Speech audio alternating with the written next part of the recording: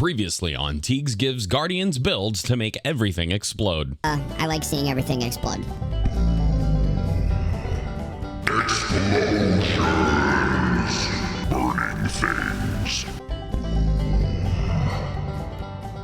Anyone else just get chills? You all have waited for this one. Nuclear Guardian Part 2. This time with just a tad more purple. Well, guys, the wait is finally over. It's been 84 years. And to reward everyone's patience on this video, I'm not giving you one build. Say what?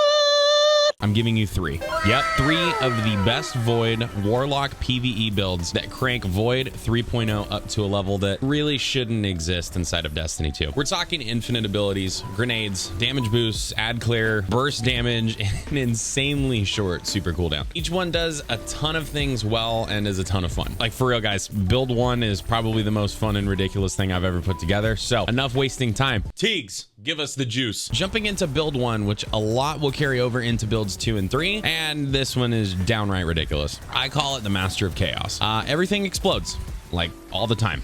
I wish I had a better name, but it's literally just click here, or hell, even look here to make explosions. Oh, and you can also throw stuff over here to make more explosions. Oh, and those other things will do stuff to make more explosions. Wait, how do I have another grenade already? Okay, guys, yeah, it's a juicer. So starting off with subclass, obviously it's Void, but let's go through the entire kit. I'm gonna start off by running Nova Bomb Cataclysm. After Nova Bomb detonates, it shatters into multiple tracking projectiles. We want this. Why? Why?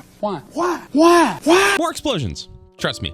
This will come into play later. I'm running the aspect Chaos Accelerant, which makes your grenades more deadly and buffs their duration. Pairing that with the aspect Feed the Void, and you can start to smell what the Teagues is cooking here. Feed the Void adds Devour, where defeating an enemy with a Void ability triggers Devour, and subsequent kills fully restore your health, extend Devour's duration, and regenerates 20% grenade energy. This is on every single kill once it's active. Guys, it's not broken, it's just strong. Our grenade of choice for this build is going to be the Vortex grenade, and there's a specific reason I will get into after going through our fragments of choice. Given that we have 3 slots, this was fairly competitive, but I did find some great synergy that made these my favorites. That said, for a build called the Nuclear Guardian build, where the goal is to make everything explode, the first was a no-brainer. Echo of Expulsion states that Void ability Final Blows causes targets to explode, and as a bonus adds a flat +10 to intellect. A fragment that makes things blow up. If the Bungie devs didn't craft this fragment for this build, and us psychos who like watching everything go boom, I really don't know who it was for. Next up is Echo of Undermining, where your Void grenades weaken targets. It also does add a -20 stat penalty to your grenade energy, but don't worry, this won't matter. I promise. It's literally irrelevant. You'll see. That said, its weaken is super important. And the final fragment is Echo of Instability, where defeating targets with grenades grants volatile rounds to your Void weapons and adds a +10 to strength. All right, so now that we have our entire Void kit laid out, how does it work with itself? For starters, Devour will probably be up about 90 to 95% of the time with this build. That means that you will be full health for quite literally most of the time, and your grenade will basically refresh itself. But let's get a little bit more specific. Our Vortex nade will pull enemies in, and because of Echo of Expulsion, any kills will cause enemies to explode. This will be more important later, besides just being a lot of fun. In addition to causing them to explode, our Echo of Undermining will also weaken enemies, ensuring that they are defeated while in the nade, or at the very least, taking more damage from other sources. Finally, because the grenade lasts so long and does more damage due to Undermining and Chaos Accelerant, every kill triggers Echo of Instability, which gives our yet-to-be-introduced weapon volatile rounds. By the way, volatility means that targets will explode on death. Guys, these builds are literally blow everything up simulator, in case you haven't realized the video you clicked on. So I have a feeling you're already like, okay, Teagues, this has got to be one of the best Void setups in the game. And yes, but we aren't even close to being done. Let's get into our weapons. In the kinetic slot, we have Ignition Code, and I'm gonna be honest, run what you want here. A grenade launcher will play into the build the best, but honestly, I barely used it because the rest is just so damn fun. Blinding nades on this helps in certain scenarios and managing crowds, but again, I barely used it. Moving on to our exotic of choice, and it is a pulse rifle that I guarantee everyone thinks is a scout rifle on first use, Graviton Lance. Graviton Lance is an exotic Void pulse rifle introduced all the way back with the launch of Destiny 2, and has the exotic perk Black Hole, which states second shot of a burst rips a hole through space-time, doing high damage and recoil with no fall off. According to the data compendium, link will be down in the description, that second shot deals 200 271% more damage. This is a very specific number and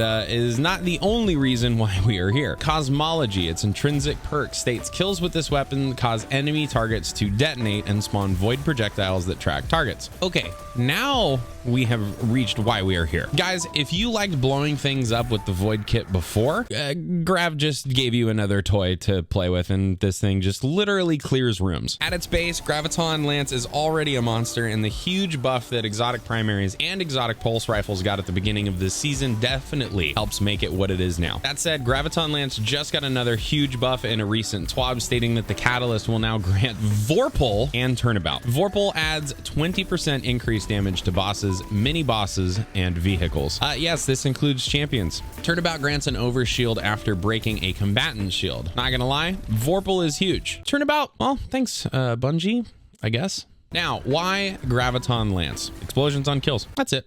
That's literally it. No, for real, seeking projectiles that also explode things. And it's a void weapon, so it will take volatile rounds from Echo of Instability.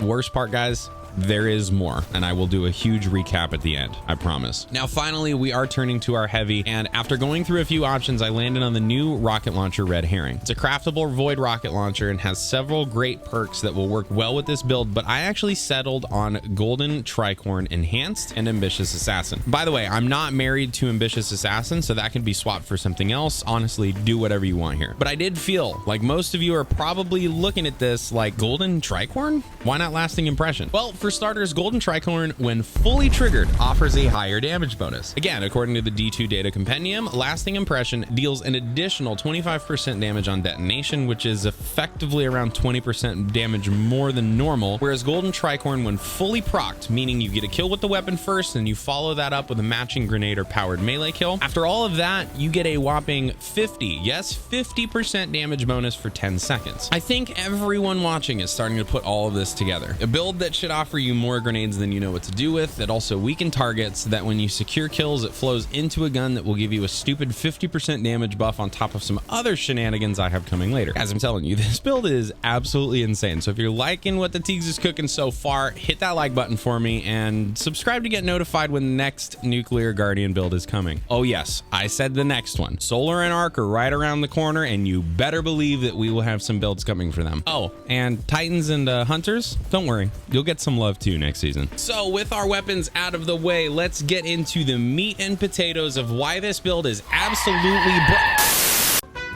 Yo, Teagues, stop. You say something's broken, Bungie's gonna come out and nerf it. Oh, that's my bad. I got you. Okay, sorry y'all. Let's get into the meat and potatoes of why this build is absolutely fair and balanced.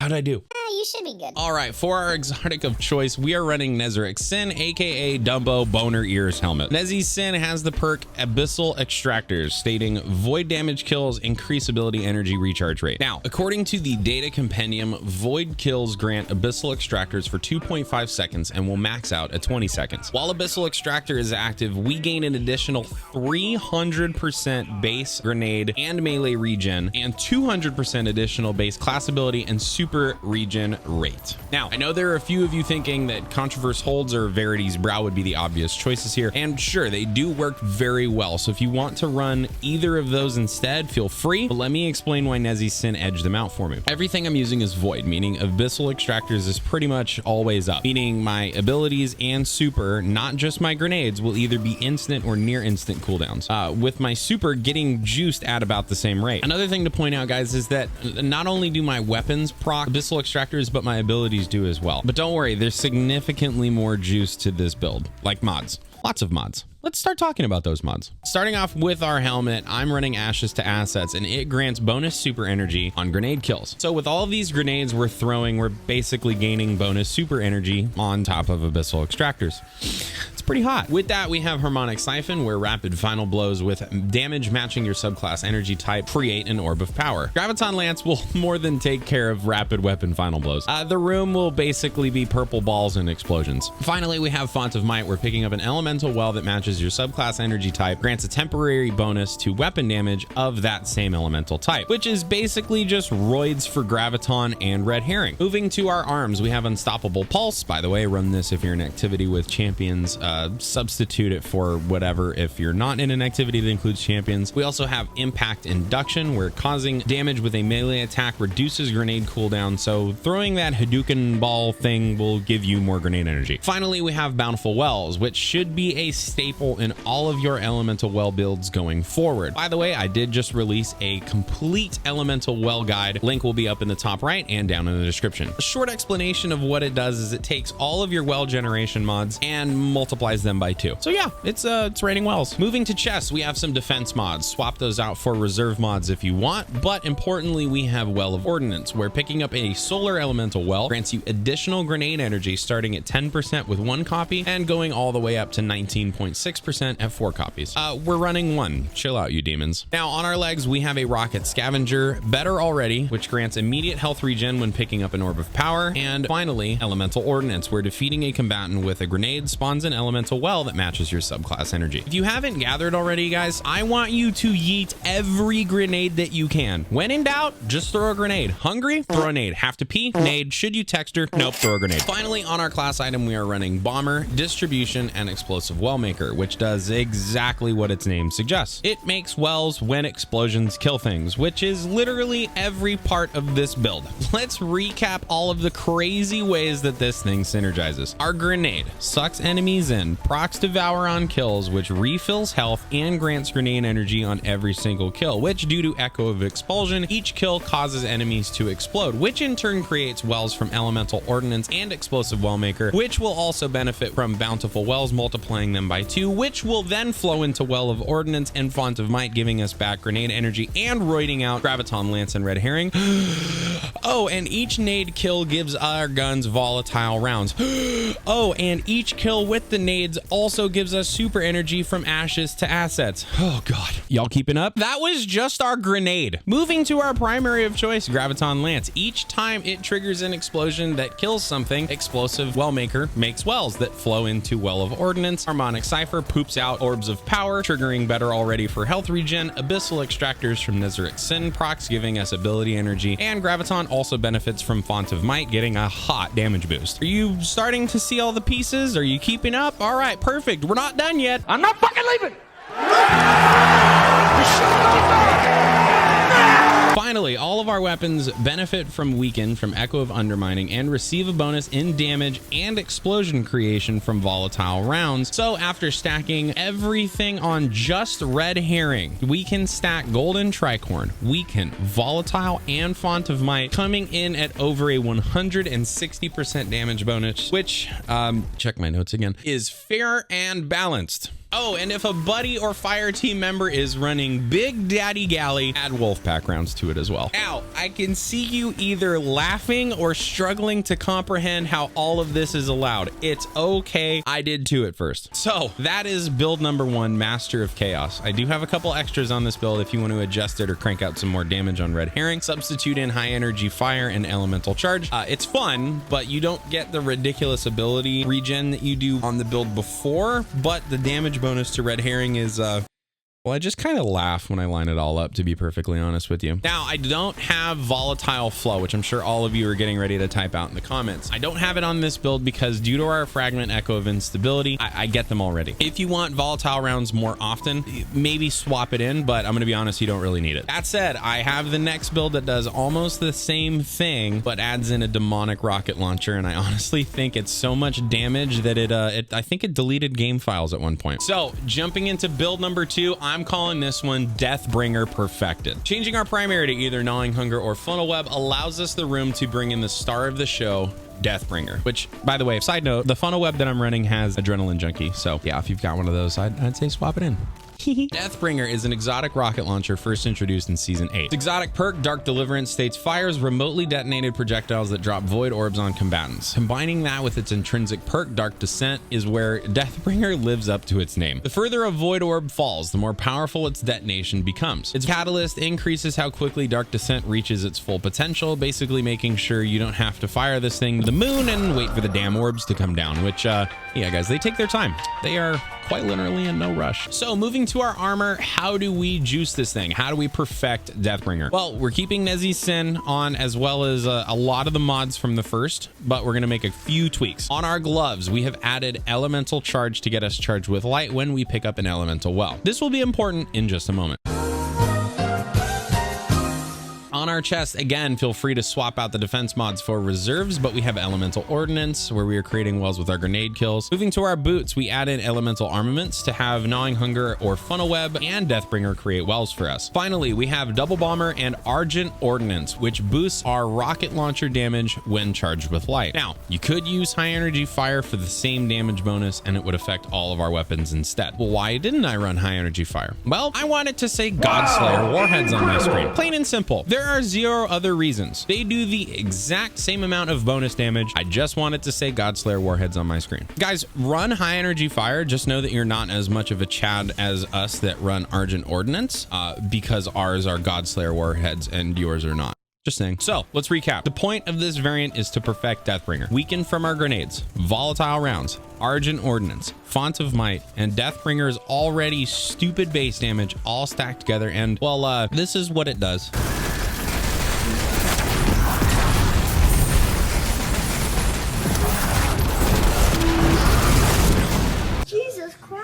Yep, fair and balanced. Completely, totally balanced. So again, the synergy of how you get to Deathbringer perfected is still ridiculous and not too hard at all to pull off. Enjoy watching health bars on bosses vanish with one shot. Now, our final build is all about endgame high-level content where you're basically playing for survivability. We're keeping it mostly the same as the first build, but we are bringing in Well of Life, where picking up a solar elemental well grants increased health regeneration for a little bit, and we are bringing in Well of Tenacity, which is Protective Light V2 after it was brutally nerfed at the launch of Witch Queen. It adds that picking up a void elemental well reduces the damage you take from combatants for a little bit. The damage reduction is actually a stupid 50% damage reduction, though unlike Protective Light, it is not reactive, only having a 6-second uptime. That said, I think you'll be picking up so many wells that you'll have it up for quite a long time. One mod that I would add to this is Seeking Wells or Bountiful Wells if you have the room. Seeking Wells will make well collection just a little bit easier and safer, given that you won't have to go out of your way to pick these little balls up. Funnel Web is going to be my primary of choice for this, and Deathbringer is still super hot, but I would mess around with whatever Void primary and heavy you feel like running. This one isn't as fun as the last two, but definitely offers some unique survivability like you wouldn't believe. So guys, those are my 3 Nuclear Guardian Void builds: Master of Chaos, Deathbringer Perfected, and Mr. Purple Don't Let Me Die. I will say that Master of Chaos is stupid fun, so try it out and try Deathbringer Perfected and let me know how you enjoyed them in the comments down below or in my Discord, link in the description. If you enjoyed this video, please guys do me a huge favor and hit that like button so more Guardians can destroy things with these beautiful purple explosions. Hit that sub button, as future Nuclear Guardian builds will continue to come with Solar and Arc 3.0. And guys, Titans and Hunters, I will be showing you some love real soon with 3.0 builds on all of the subclasses. Thank you guys for staying patient with me. Thank you guys all so much for continuing to come back and watch my content. And until next time, I have been Teagues. You all, as always, have been beautiful. Peace.